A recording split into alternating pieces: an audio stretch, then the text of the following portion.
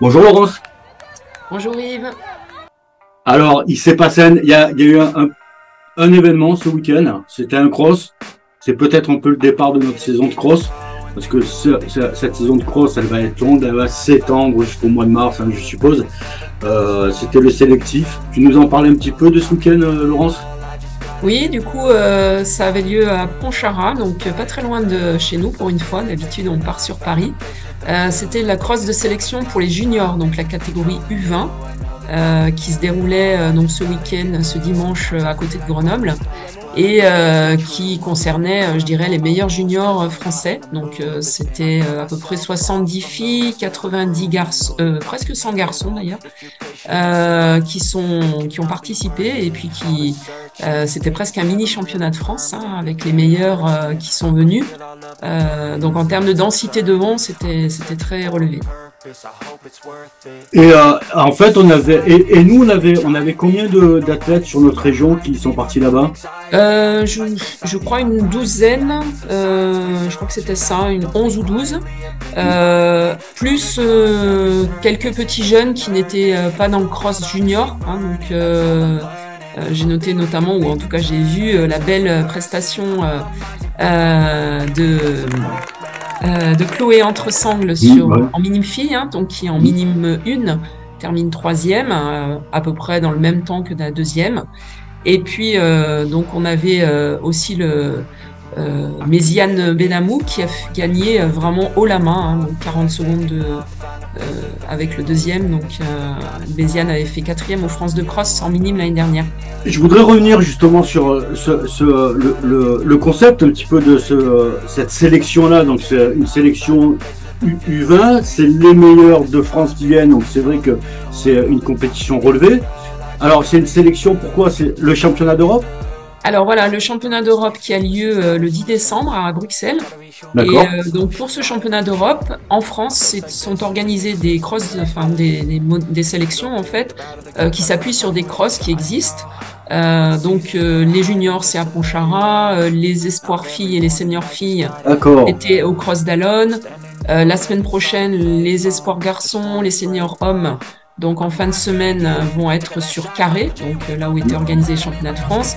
Et il y a également une sélection pour le relais sur Gujan-Mestras dimanche. Mais nous, pour la douzaine d'athlètes qu'on avait dans la région, euh, qui les sélectionne pour représenter cette sélection-là? Comment ça marche? Ah, il n'y a pas de sélection en fait, se présentent, peuvent s'inscrire, qui veut, sur ce cross. C'est un cross qui est ouvert. Alors l'organisateur, bien sûr, invite nominativement une liste d'athlètes qui a été repérée par la DTN, donc qui fait partie des meilleurs aussi bien sur la piste que sur le cross l'année dernière. Mais après, il y a ouverture pour que chacun puisse y participer. Donc il peut y avoir des outsiders qu'on n'a pas identifiés. Et c'était le cas cette année sur la deuxième fille, la troisième fille, pardon, qui est une triathlète et qui n'avait pas énormément de références en athlétisme et qu'on n'avait pas forcément mis sur une liste et qui se retrouve dans la sélection.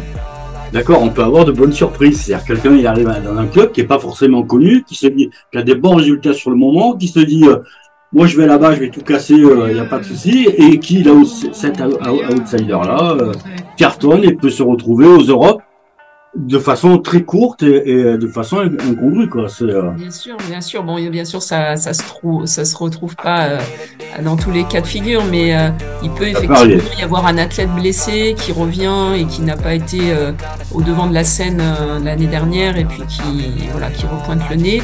Il peut y avoir des triathlètes ou des sports comme la course de natation aussi qui peuvent aussi nous amener quelques jeunes athlètes talentueux. Donc oui, ça. En effet. Donc, alors, si je comprends bien, en gros, dans chaque catégorie, on a des crosses qui sont identifiés pour être sélectifs.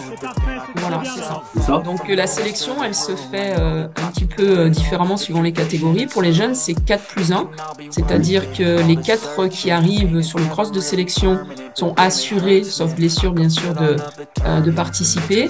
Et le 5e est étudié le lundi matin en commission pour savoir si c'est bien le 5e ou s'il y a eu il pourrait y avoir un incident de course qui explique une chute ou quelque chose qui fait qu'un favori n'est pas dans les 4 premiers et puisse être discuté sur cette 5e place. Chez les plus grands, c'est 3+2, donc les 3 qui font dans les 3 premières places sur le cross de sélection sont retenus systématiquement. Et ensuite, il y a une discussion également pour les 2 suivants. Ça veut dire que d'ores et déjà, on sait qui, chez nous, est sélectionné pour les Europes. Alors, la discussion était effectivement pour Clara Intressangle, qui est 5e. Donc, elle fait partie de ce petit numéro qui était discuté en commission hier matin. D'accord. Et le résultat, on ne sait pas. Tu sais ou pas? Pour l'instant, je dirais que ça va être officiel dans la journée. Bon, à suivre alors. Donc, à suivre. Je vous rappelle, les amis, qu'on est tôt le matin avec Laurence. Et écoute, ce qu'il faut savoir, c'est que quand une sélection est discutée, tant qu'elle n'est pas officielle sur le site, tant qu'elle n'a pas été validée à la fois par ce qu'on appelle par le comité de sélection. Le comité de sélection comprend des personnes comme Romain Barras, Mehdi Bala, le médecin fédéral notamment, donc il doit valider aussi par rapport au bilan qu'il peut avoir ou des informations qu'il peut avoir. Donc il faut vraiment être prudent pour annoncer ça seulement, diffuser en fait une sélection sur les réseaux quand elle apparaît officiellement sur le site de la fédération. Ok, je vois, on a bien compris. Donc du coup, alors voilà comment ça se passe, Laurence. Hein. Vous étiez sur place. Il y a 2 coachs, Nicolas et Yannick, qui nous ont fait plein d'images, qui nous ont donné des photos, tout ça. Toi derrière, tu nous fais un petit débrief rapide sur le contexte de cette compétition-là et les résultats. Les amis, on vous mettra ça sur la chaîne YouTube et j'espère qu'on va pouvoir faire ça tout le long de la saison parce que d'ores et déjà, il y a une rubrique qui s'appelle Cross et on va suivre tout le long de la saison tous les crosses et avec comme interlocutrice un peu privilégié Laurence, qui nous accorde un peu sa dispo. Mais en même temps, moi j'invite les coachs qui sont sur place de nous envoyer des images de leurs commentaires et des photos pour un petit peu faire vivre un petit peu cette rubrique.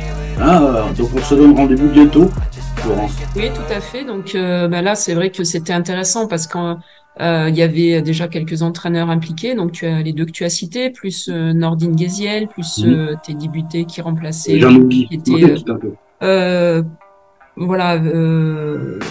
je me souviens plus, il me semble que j'oublie quelqu'un. Oui, Pierre Hirle. Donc du coup, c'est vrai que la saison de cross est plus ou moins lancée. Il y a des athlètes qui visaient la sélection, mais il y avait des athlètes de notre ligue qui sont venus vraiment pour se confronter. Et je pense que c'est vraiment des bonnes initiatives parce que on a besoin de se confronter. Il faut qu'on sorte un petit peu parfois de nos sentiers battus, d'attendre uniquement les régionaux et puis les quarts de finale et les demi-finales pour attendre la confrontation, alors que pour le cross c'est compliqué quand ensuite on se retrouve au championnat de France sur des pelotons de 300 ou 400 athlètes avec un niveau hyper dense. Là, cette expérience en tout cas leur apporte énormément et on a des athlètes comme Lola Sartou, on a des athlètes comme Ilyes Benamou, donc le frère de Méziane, qui ont fait des belles performances. Les autres donc ont pu, bien sûr, on descend dans les classements, plus il y a du travail, on va dire, à réaliser ensuite à l'entraînement, mais justement, c'est justement prendre conscience de l'écart qui existe encore pour pouvoir progresser. Et puis il faut savoir aussi que ce cross était ouvert aux cadets et juniors, d'accord, de 2023. Donc on se retrouve avec des athlètes qui ont 4 ans de différence, suivant aussi le mois où ils sont nés. Et du coup, il faut aussi relativiser par rapport à ça. Par exemple, Ilyes, il est dans les 20e places, mais c'est le premier de sa catégorie d'âge. Donc, ça veut dire que, voilà, devant, on sait qu'en junior, en plus, il y a des transformations physiques importantes dans ces tranches d'âge. Du coup, voilà, ça permet aussi de voir que il est quand même à un très bon niveau, malgré qu'il soit 20e. C'est tous des athlètes là, que tu nous cites, qu'on suivra tout le long de l'année. Je rappelle quelques dates. Le 3 décembre, on a le cross relais sur Digne, il me semble. Après, on attaque tous les cross départementaux. Moi, je sais que je suis sur un en particulier, un cross départemental du Var le 14 janvier. Et ensuite, on est sur le quart de finale. J'ai plus la date en tête. À Foss.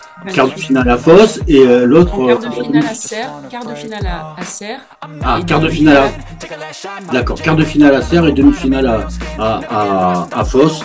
Donc on vous donne rendez-vous sur tous ces grandes dates-là et entre-temps on vous donnera quelques informations parce qu'on va mettre et les parcours, on mettra les parcours, on fera un petit peu des émissions d'explication par rapport au parcours, aux conditions de tel ou tel cross pour que vous y soyez bien préparés.